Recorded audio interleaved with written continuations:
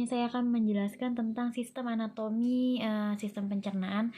Sebelum itu kita akan membahas tentang anfis mulut dulu ya. Anfis mulut itu terdiri dari beberapa. Yang pertama itu ada bibir, kemudian ada pipi bagian dalam, lidah, langit-langit mulut, gigi, gingiva, faring, dan kelenjar air liur. Fungsi bibir sendiri itu dia untuk membantu berbicara, menghisap, menjaga agar makanan tidak mudah tumpah, dan sebagai pendukung ekspresi manusia seperti tersenyum.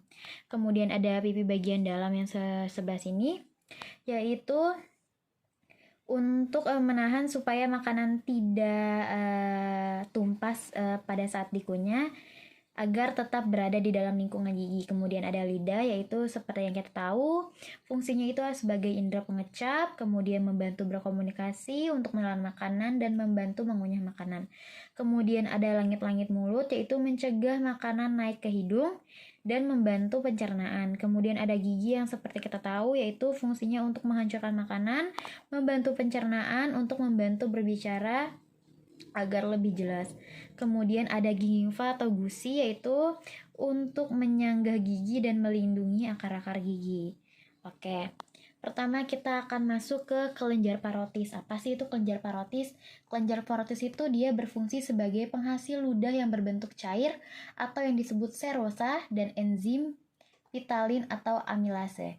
Kemudian kita masuk ke kelenjar sublingual, yaitu dia berfungsi sebagai penghasil ludah yang mengandung air dan lendir, yang biasanya disebut itu serum mucosa. Kemudian masuk ke kelenjar submandibular. Fungsi utama dari kelenjar ini biasanya menghasilkan air liur paling banyak, sekitar 70%-nya yang dihasilkan oleh kelenjar ini. Kemudian masuk ke faring. Ini faring. Faring ini berfungsi sebagai arus alat pencernaan yang membawa makanan dan rongga mulut sampai ke esofagus.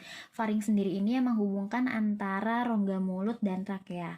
Kemudian kita masuk ke trakea. Apa sih trakea itu? Fungsinya itu adalah salah satunya yaitu untuk membawa udara menuju paru-paru.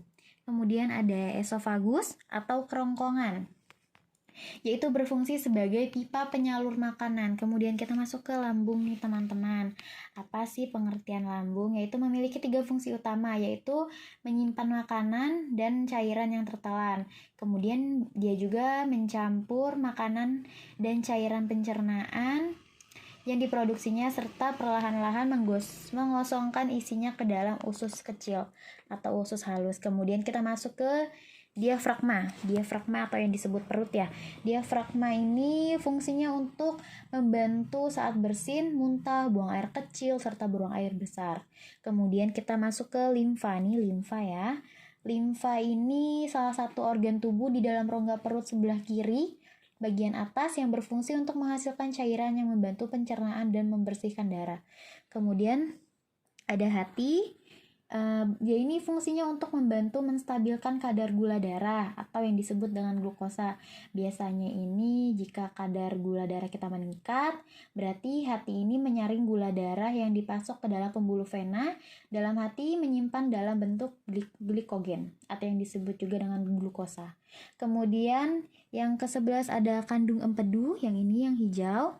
Kandung empedu ini berfungsi untuk menyimpan atau mengentalkan dan melepas getah empedu ke saluran pencernaan, yang biasa kita sebut biasanya tuh pahit ya teman-teman. Kemudian kita masuk ke usus 12 jari atau yang disebut dengan duodenum. Berfungsi untuk mengambil makanan yang sudah setengah dicerna dari perut. Biasanya ini melalui pilorus atau katup yang membuka dan menutup untuk memungkinkan makanan lewat dari perut ke usus halus dan melanjutkan proses pencernaannya. Terus kita masuk ke nomor 13, yaitu saluran empedu umum atau sama seperti yang tadi ya, kandung empedu, cuman ini saluran secara umumnya yang ini teman-teman, ini nyambung ya sebenarnya. Saluran empedu umum ini berfungsi untuk membantu pencernaan dengan mengemulsi lemak. Kemudian kita masuk ke pankreas. Ini pankreas teman-teman. Ya, pankreas ini fungsi utamanya sebagai organ yang memproduksi enzim untuk menghancurkan dan mencerna makanan di dalam perut. Kemudian kita masuk ke usus besar yang mendatar atau menurun. yang disebut juga kolon transversum, yaitu fungsinya untuk mengabsorpsi air dan sebagai tempat pembentukan feses padat. Kemudian kita masuk ke small intestine atau usus halus. Ini yang disebut usus halus ya teman-teman, sedangkan ini usus besar, ini usus halus.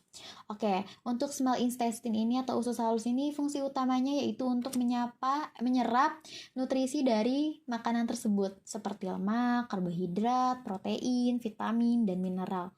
Biasanya nutrisi yang diserap juga kemudian akan dialirkan ke dalam darah. Kemudian kita masuk ke ascending colon atau usus besar yang naik. Dia ini berfungsi sebagai tempat penyerapan cairan dan vitamin. Biasanya ini memproduksi antibodi, mencegah infeksi, serta membentuk tinja atau feses.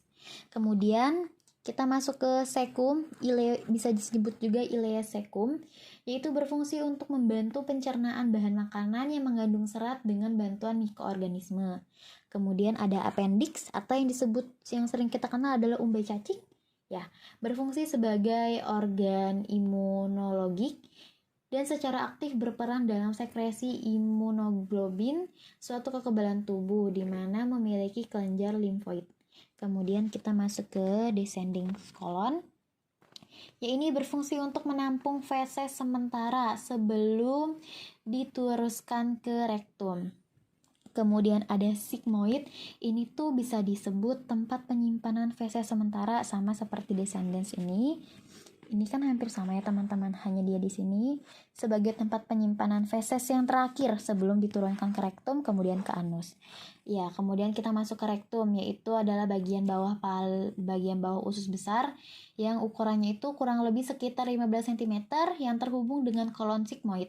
Bagian usus ini berfungsi untuk menyimpan limbah dari kolon hingga tiba saatnya dikeluarkan feses melalui tubuh manusia atau yang disebut dengan anus. Kemudian yang terakhir kita masuk ke anus. Mungkin teman-teman tahu fungsi anus sendiri ini untuk mengeluarkan feses dari saluran pencernaan. Mungkin segitu aja yang bisa saya jelaskan, kurang lebihnya mohon maaf. Terima kasih.